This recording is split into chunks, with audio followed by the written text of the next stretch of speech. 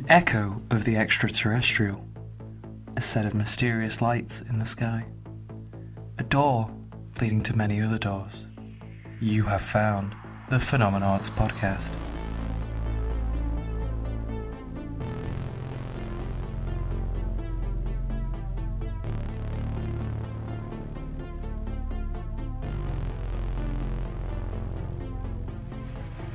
Hello, you smattering of protons, neutrons, and electrons. You have tuned into the Phenomenauts Podcast, a weekly show where we look at the weird, wonderful, and mysterious happenstances of our and occasionally other universes. Taking you on this ride is myself, Dee Barnes, and the ever-awesome Amber Hall. We are a multi-platform podcast, so find us on YouTube, the new channel, the Phenomenauts Podcast. Don't worry, we're still posting the old one for a little bit. And while you're getting used to that, we're also on iTunes, Spotify, and Transistor, so please do remember to like, follow, share, subscribe, download, all that lovely stuff. It really does help us out. Amber, how's it going this week? You know what? It's okay. I was just wondering when you're doing that intro, how long are we going to be posted to the old channel? Because every week for 6 months it's been just for a little bit of time. It has not been for 6 months. It's been a couple of weeks since I made the new channel. And it is a couple of weeks could be 2 months, D. It doesn't matter anyway, because obviously everyone's watching this from the year 2600, where everything is in this format. Having looked at the analytics, most people seem to have switched over now. Perfect. Have they also switched to the future? Oh wait, no. Sorry, we can't find out yet. Spoilers. And all I need to do with the old channel is upload the previous episodes to it. And then destroy it. The new channel, even. The new channel just needs the previous episodes. Can we launch a rocket-propelled grenade into the old channel, destroying it in a beautiful fulmination of undistilled liquid freedom? See, I would be really down for this. However, that is my personal channel, and I've just got the music algorithm where I like it. So, so what you're saying is I have to blow you up, then? Please. Yeah, I'll do it. Please. I will do it as well. So, how's it going for you, D? Please end my miserable existence. All right, cracking on then. Well, nothing to read into there, everyone. Nah, I'm a bit hungover. I'll be honest. Got you. Yeah, that tracks. End my existence. Why? I'm hungover. I have no sympathy at all. No, none at all. But I'm still here and we're still recording, so it's all good. That's it. Rain or shine. And it was raining today. I think it might have shone a little bit today. Yeah. We carry on recording. We're here. What you got? Right. Okay, I'll open us up this week. I got another grab bag of content for you fine folks. And I've gone all archaeological. Archaeological. Because I read an archaeology story that I thought would be interesting for the podcast, and I've always had a bit of a love for archaeology, so... There was always something quite alluring about it, digging up old bones. It's like the mystery. Ancient creatures. You've got to put all the pieces together, but not all the pieces are there, and some of them are, ancient. Can you imagine dusting off a T-Rex skeleton and you go, what? Nothing like this exists. It's like a window into the past. Very cool. I like it. Very, very captures the imagination, I think. Yeah. So, with me being all archaeological and sophisticated, King Tut had a space knife. King Tut. Yeah. King Tut. Oh, Pharaoh Tut, I guess. The Pharaoh Tutankhamun. Yeah. King Tut. You just reduced him down to King Tut. Oh, I'm not joking. Our Madge, Lizzie. King Tut had a space knife, and I'm not wrong. I'm not joking. The Pharaoh... I think you are joking. Yeah, I am joking, but Tutankhamun's dagger was the Pharaoh, the ancient Egyptian Pharaoh, Tutankhamun. Which we all know and love from our school days. Yeah, everyone knows about Tutankhamun, I think. I think kind of stupid, because I've never used that information for anything other than this podcast. I absolutely it was one of my favourite things in school. It was very cool, don't get me wrong. But useless. Useless. Waste of time. But a lot of fun. Really had a good time. Is it really useless if we're now talking about it on the podcast? Well, I don't make any money from this, so... True. So, yeah, it's a waste. What is it? Time. If you enjoyed wasting the time, then it wasn't time wasted. That old thing. And you know what? I enjoy these talks. I do. I very much do. But Tutankhamun's dagger was thought to be iron, but is in fact, now we know, made from space metal. Or, if I'm being an adult, a meteorite. Space metal? How? What? I mean, I'll give you some more info later down the line, but yeah, space metal. Well, it's when he was on his way down to conquer us. He thought he'd just grab one of these meteors. Obviously. So, if you're watching, you should get an image about now. Or if you're listening, you can just Google it. Tutankhamun's. You can put space dagger. I suppose if you put in Tutankhamun's dagger, you probably get it anyway. It's more than likely to come up. Oh wow! Look at this anyway. Yeah, it's a really, really beautiful dagger. It's quite ornate. It's still in relatively good nick. I should imagine so. I think it's stunningly preserved for its age, actually. Yeah, because this boy was like 4,000 years old or something. Well, they just knew how to make things not fall apart, and it seems putting them in giant stone tombs that are sealed off isn't a bad idea for. It's the production quality as well of this. If it was created out of like melted space dagger, space iron or something, it's probably not going to. Oh no, a bit of weather. It came from space. It came through the atmosphere, punched right through, and it didn't even break a sweat. Okay, well, I'm going to give you a brief history of the dagger, if you will, if you will indulge me as such.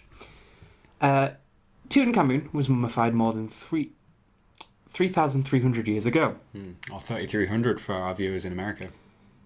Yeah. In 1925, a pair of daggers was found within his burial wrappings by Howard Carter, a British archaeologist who was curious about one of the daggers specifically. That must have been uncomfortable. You know when you got something in your... I can't help but think when you're in bed and like something's just found its way under your quilt like a pen. Yeah, what the hell's that? Toothpick. Ow. I've done it before. I've been laid there for like a good hour and I'm like, something's really bugging me, and then I'm like, oh, there was a pen. I'm not. Oh, okay, cool. Tutankhamun's just writhing around in his sarcophagus, like, ooh, there's a bloody meteorite poking me in the back. Yeah. So one of the pair was made of gold, which back in the Bronze Age wasn't super rare. So cool and blingy, but not at the time. Very cool. Like, that's cool, but actually, you know, in the Bronze Age, gold was pretty commonplace. It's quite easy to work with. Can you imagine gold being commonplace? Although, I suppose in the future they might go, well, there's no more aluminium. And we have loads of stuff made out of aluminium. And in the future they go, no, we got to look at this. They had aluminium everywhere. But the other dagger, or should I say, the space dagger, was seemingly made of iron, making it super rare. Because iron wasn't really referenced in the Nile Valley until a long time after King Tut, Pharaoh Tut. Oh, as well, most iron that you find in nature is basically rust, isn't it? Like it's reacted, it's oxygenated. Yeah, I would imagine so. You have to like pour certain acids over it and stuff to like clean it of that oxidation and just leave the iron underneath. So it is quite a complicated process to get like proper iron without it reacting. Yeah, I suppose. In the 60s, the blade was found to have a high nickel content, which pointed towards extraterrestrial origin. I'm not even going to argue that, but like I think that's amazing that they go, oh, look at that, a bit of nickel. Must be from space. Don't worry, there is a justification for that I'm about to get to. No, and I want to hear it. So in 2016, a paper published in the Journal of Meteorotics.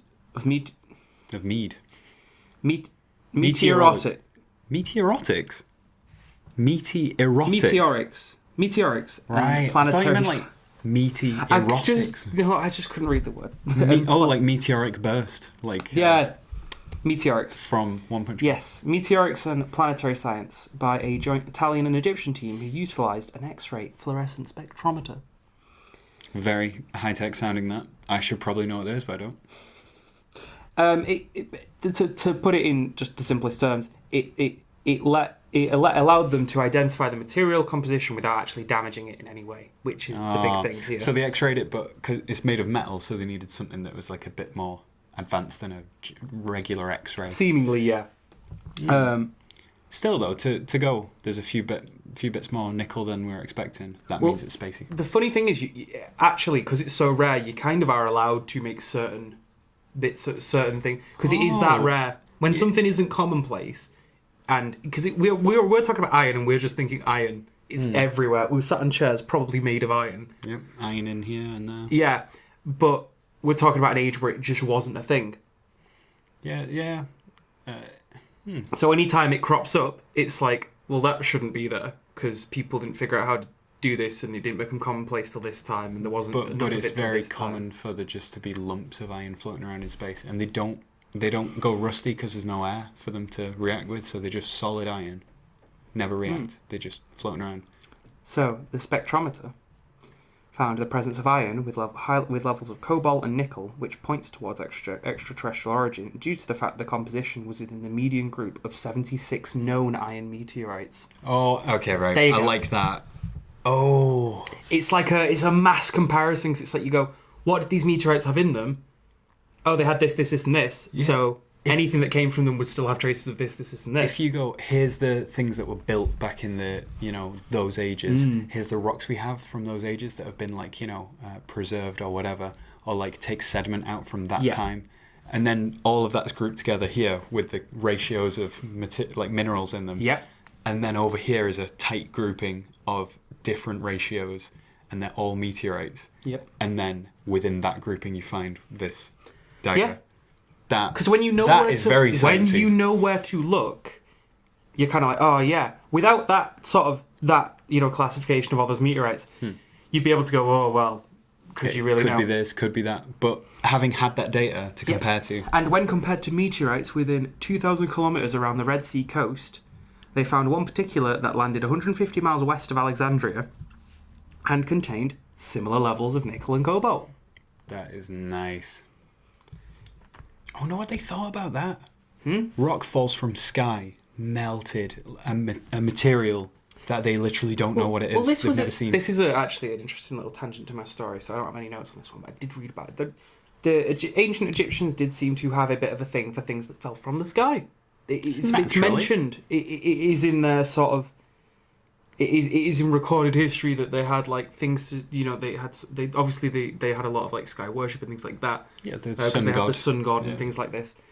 So they did put obviously when a comet fell from the sky, they're like, well, it came from the sky and we worship the god of the sun. Yeah, because when they say It's a sky, ball that's on fire. yeah, they think heavens. So they're like, well, they have given us a gift from the heavens or something.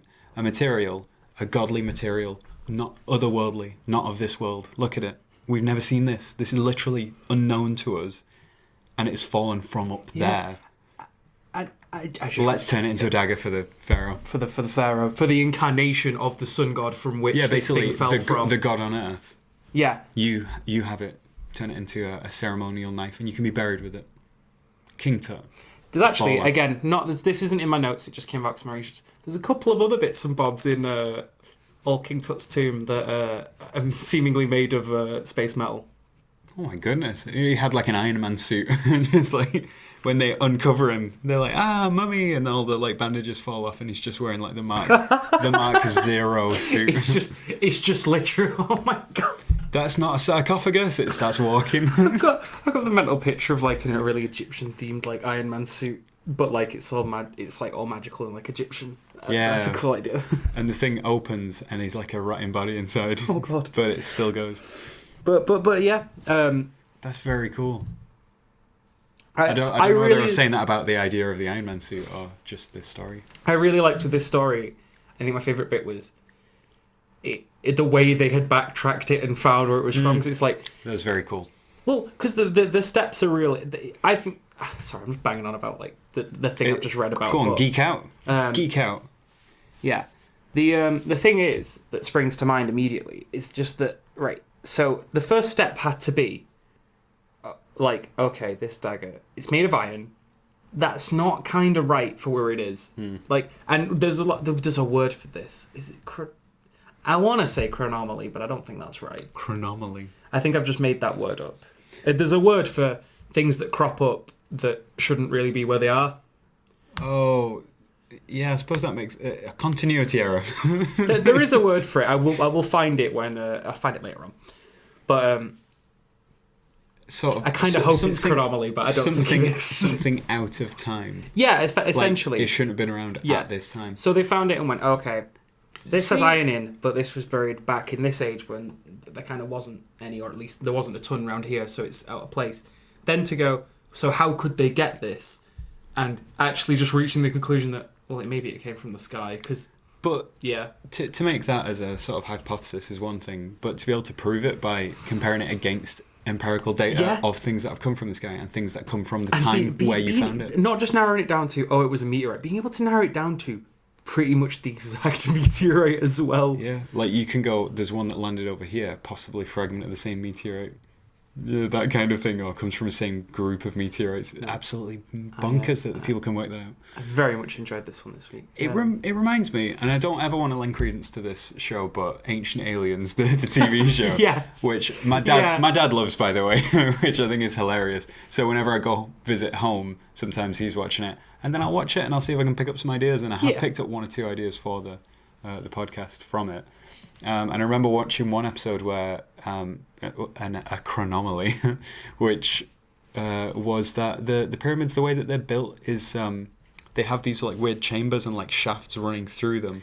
It appears to be that the pressure of the weight of the pyramid can create a high pressure at the bottom, which apparently, well, I mean, it's probably BS because it's Ancient Aliens, but they were saying that the pyramid was a giant battery, basically, that the pressure would like create energy where it was being crushed under the weight of the pyramid, and that would produce energy, and they could use that to light up the inside of the pyramid, and that's why they have such long tunnels that seem to just go on forever and ever, but are all like pitch black and stuff, and all this crazy nonsense.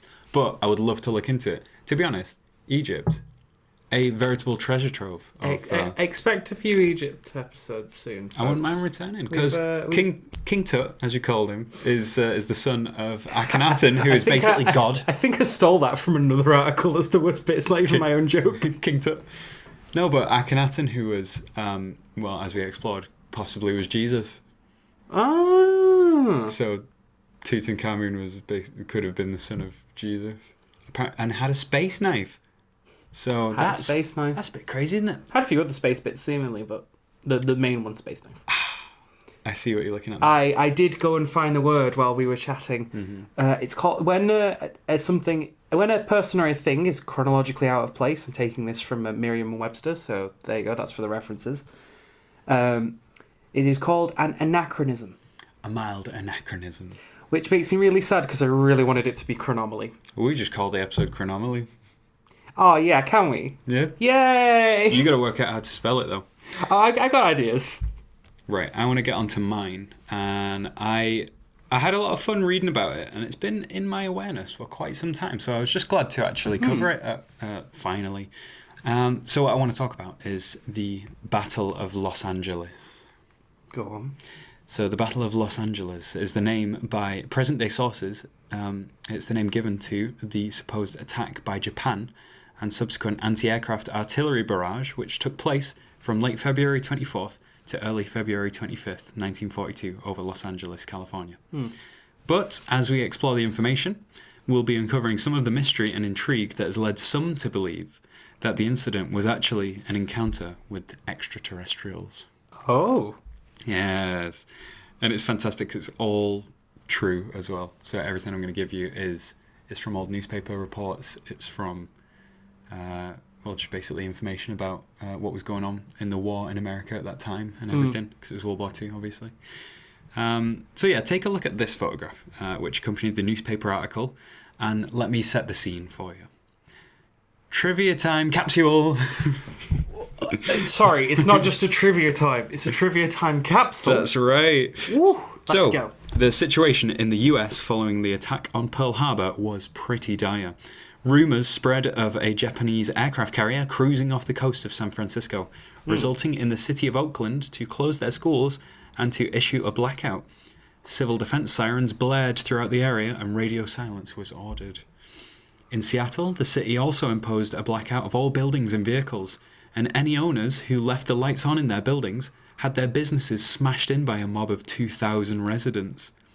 Rumours were bad enough that 500 US troops moved into the Disney Studios lot in Burbank to defend the renowned Hollywood facility and nearby factories against enemy sabotage.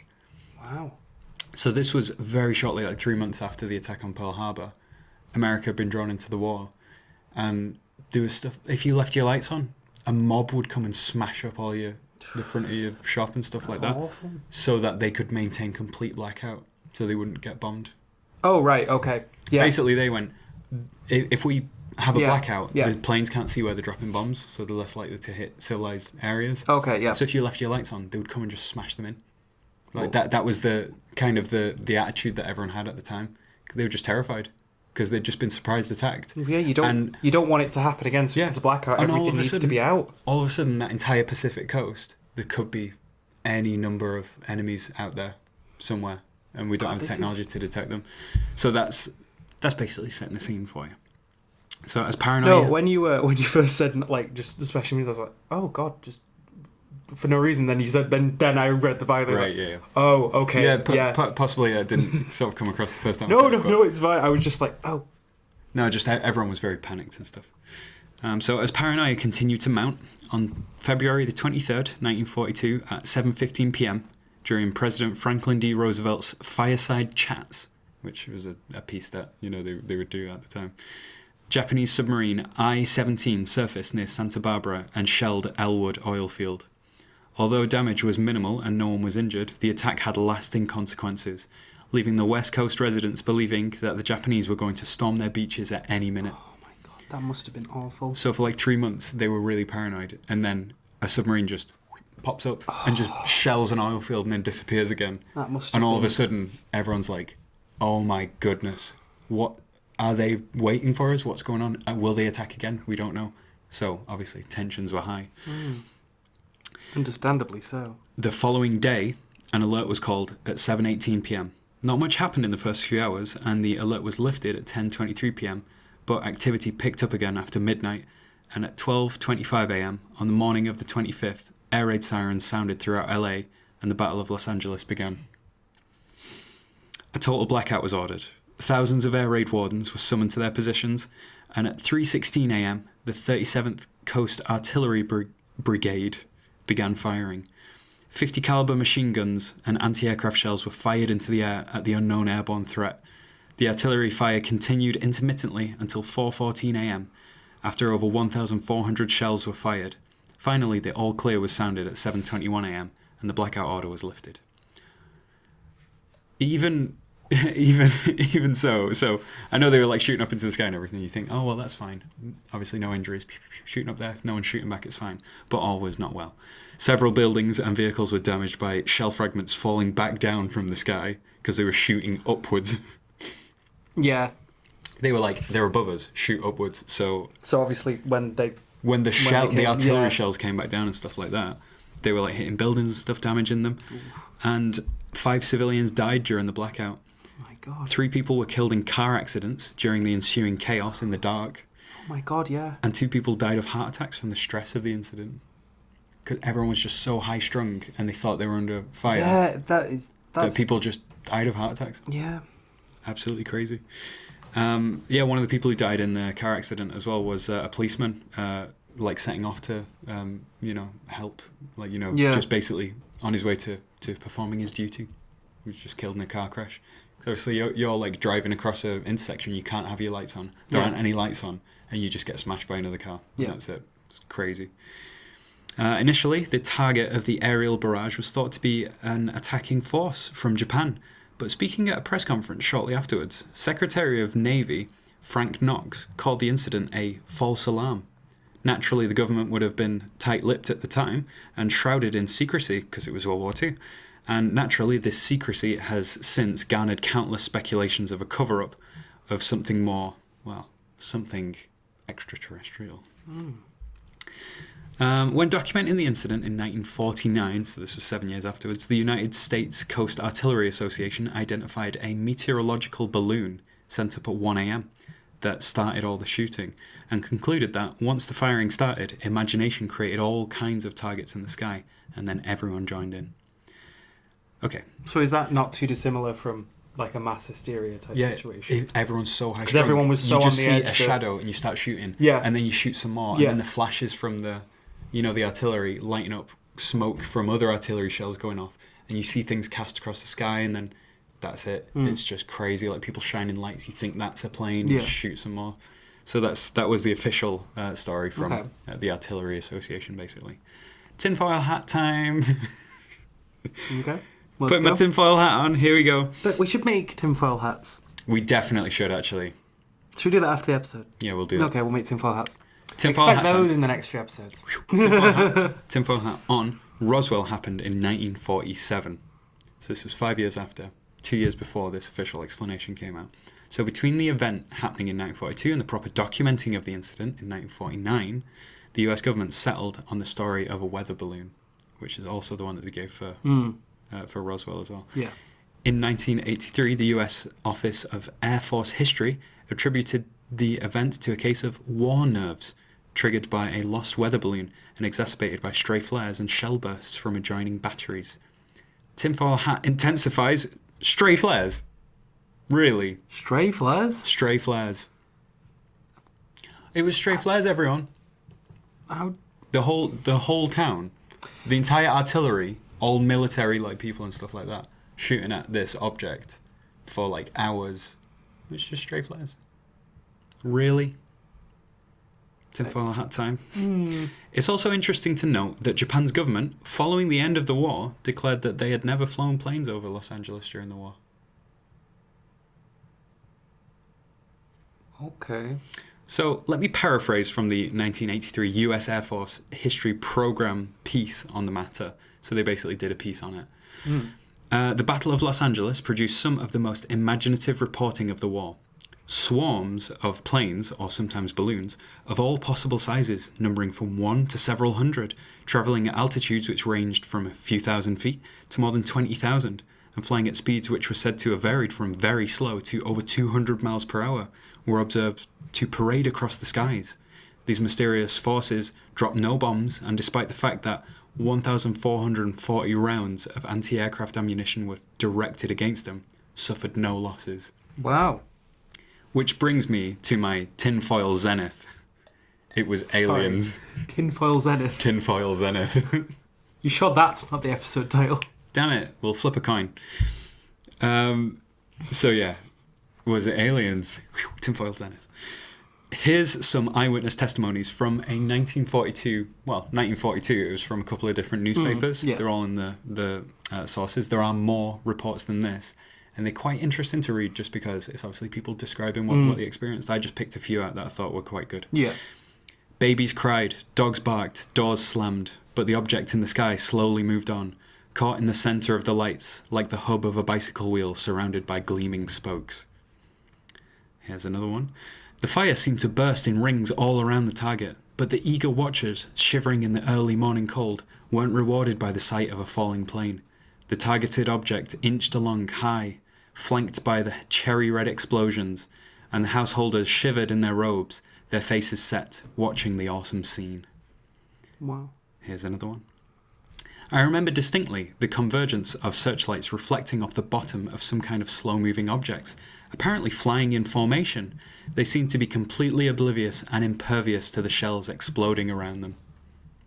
So that sounds pretty unnatural to me. Yeah, that doesn't sound... And this is what I mean, when they say stray flares, and it's like, all these people were saying it was a reflective, like someone called it a bike hub. Yeah, it's the minute someone starts saying things, and I tend to think the same about Roswell. We've not actually done Roswell yet. We're going to have to get to that eventually. Roswell, definitely, that's one on the list. Like, it's a cliche, but we've got to do it. Oh, but come on.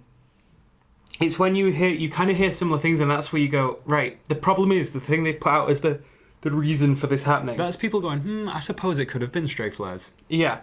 But all the people who were there said it was a reflective thing, that was, the explosions were going off next to it and nothing was happening.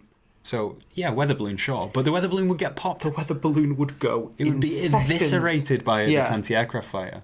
So I can understand that reflective means it could have been the weather balloon. At the same time, why was it not shot down within an hour, like 3 hours of shooting? Sentence, it's reflective, and things were bouncing off of it. Yeah. That's what changes things. So it just slowly went on, explosions all around it, just didn't even react.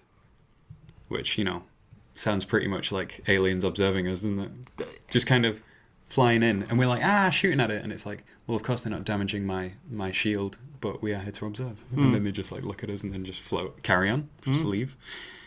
Of course, the enemy has never been conclusively identified. The anti-aircraft gun guys thought it was the Japanese planes. The The US Artillery Association says it was a meteorological balloon. The Secretary of the Navy said it was a false alarm. The eyewitnesses say it was like the hub of a bicycle wheel surrounded by gleaming spokes. Amber says it was geometric dust aliens from the sun. Sorry, I like that. just Amber says it's... Is that not the episode title? Geometric dust aliens from the sun. We'll get a three-headed coin and we'll flip that. Excellent. So we obviously should take into account that in the pitch black, with only explosions as a light source. Yeah, everything becomes a bit... Metal shells flying through the sky, which obviously have their own reflection when shined on by powerful lights as well. And you'll see in the in the picture you can see that it's these huge, spotlights all going towards it.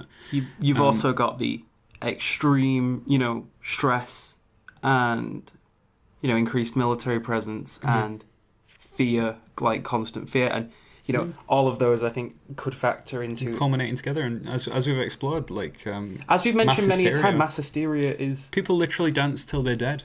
Dance till you're dead. Off with the head. People just dance until they literally die. Yeah. No joke. So it's not really much of a stretch to think that they thought they saw something in the sky when there wasn't something there, when they were expecting to see something there. You know what I mean? So you can see in my sources as well. There's a really good article which was by the LA Times where they basically had a look, because they're the one who originally posted this image. So they went, obviously that was cranked up, like the settings were sort of changed so that it would pop in the newspapers of the time. Yeah. But we can have a look at the original now, and then we can really have a look at the differences between them. So obviously it's a little bit different than the picture that I showed you, but if you look in the sources, they really get into it in that LA Times article, so it's really interesting. The possibility of it just being a rogue reflective weather balloon and the high tensions, like you said, following the mainland bombing by the Japanese, all contributed to a bit of what the US Office of Air Force History calls war nerves, which does sound quite convincing if you look at the psychology of it. Yeah. Eyewitness testimony is widely regarded as poor evidence. Sure, we remember. So while it's very much, it's certainly fun to explore the idea that aliens visited us at least once back in 1942. The gist is, though, that it was just a jumpy populace spooked by a stray weather balloon. Yep, that could be the case. So I know, in the way saying, "Oh, it was stray flares," BS, or war nerves. Was it really? It's very easy to entertain that, but then if you really break down what they mean by that, it sounds like a very reductive sort of conclusion. But if you think about it, humans are like that. Yeah. So I think. Yeah, basically, essentially. Yeah.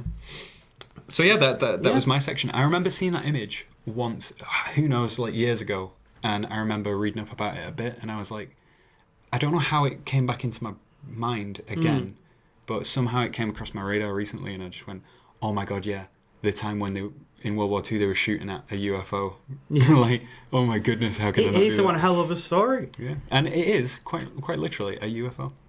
We don't know what it is. Very interesting. There you go. Okay, well, I guess that leads us nicely on to the next segment, which is, you're right, it's nice stuff we like. Nice stuff that we like. The section where we tell you about something from our week, or just in general that we like. Who wants to go first? I go first. I can go first, I don't mind either way. I'm going to go first. Okay, cool. Today at work, just for no reason at all, when I wasn't using my computer, I would just search pictures of baby elephants, baby hippos. Oh my god, the bumblebee bat. Have you seen that? Tiny bat. It's like the size of the tip of your finger. It's the smallest mammal. Have to show me this later. Here, we'll throw it up on screen. Bumblebee bat. How do you like that? That's right. But yeah, that's basically. I just really, really enjoyed sharing with people pictures of baby animals today. That's nice. That's what I like. I suppose my nice thing is a bit of a follow-up from one of my earlier nice things. I was banging about the new Magic set. Oh yes. I finally got some. I finally picked up some of it. I went for the boxed. It was like a box sets of these things called Brawl decks, which I'm not going to go into detail because I don't want to bore the audience. But there's some really nice, fun, unique cards. And it got me excited because functionally I can use them to make those. You know me, I'm telling you, I'm trying to mention the Commander games, which is just the big deck 100 card games. They're very long format. It's a lot of fun, but it was the thing I enjoyed for the week because, like I said, it was just this set about sort of Arthurian legend and folklore and fairy tales. So like each of the decks kind of has a leader. So one is like a fey cursed king that got made into a dragon at his own wedding. Okay. So he ate all the guests and the buffet. One is and like the furniture. one is a wizard who tells tales. Okay. One is like a mischievous fey fairy, and one is a knight riding a big horse. Wow. I don't even know if they're riding a horse. It could be like a boar or something. I can't quite remember. Has a flaming sword though. Very cool. The knight riding something. That's all. Yeah, and they just had some very cool artwork and stuff, and that made me very happy. Well, you know, I can talk about someone turning into a dragon and eating all of the guests at their wedding, but I don't know anything about card games, so it's none of my business. Yeah, it was just one of those. The art was very nice. So it's starting to come together than the actual setup of the game. Oh, definitely. The set coming out was it seemed pretty popular. I liked to keep my eye on the set, and I was just like, well, I got to own some of this. It's all like myths and fairy tales and that kind of stuff, and I really like sort of mythology and things like that. And I feel like you can get sold on things just because of not the format but the content. So like, you know, I didn't think I would like to play the Elder Scrolls games, but as soon as I started to get into the lore and stuff, it's very, very interesting. Yeah. So it was nice to finally pick up something from that new set, and just having mentioned it the other week, it was just a nice little cool. I got to experience some of that, and it being done in such a unique way where it's like most sets are very, really, very serious all the time. There's a big threat and a big problem, and there is still a narrative for this set, but you get to look at it and go, it looks like a fairy tale, and that's something kind of nice about that. I'm not gonna lie. Yeah, it's just a bit different. And I like baby elephants. Baby elephants. I love baby elephants. I want to see this bat thing though. Oh yeah, I know. I mean, it's really quite something. So I guess that'll be it for this week. We've from archaeology to UFOs over Los Angeles. That'll be all from us this week, folks. And don't forget about our initiative. Introduce the podcast to anyone you think might enjoy it. Let us know your names either in the YouTube comments or email us at phenomenautspodcast@gmail.com. And we'll give you a shout out live on air. Because we would like to. Unless you don't want us to. That's also fine. You can do whatever you want. Yeah. I can't tell you what to do. Exactly. I can tell you what you ought to do. You ought to get in touch with us. What possible reason could you not have for not getting in touch? And you ought to catch us next week, folks. Oh, good segue. Peace out, folks. Bye. Bye. Good segue. I thought it was a good segue. I was quite proud. I'm just going to keep waving. You're going to keep waving? I'm going to keep waving. Oh, no. I ought to keep waving. I can't tell my body what to do, but I can tell what I ought to do. I ought to keep waving. How long are you going to sit there and wave, Ambles? Until my hand becomes a blur. No, I'm all waved out. I thought that episode went really well, you know. Do you want to go and make those tinfoil hats then? I would love to make some tinfoil hats.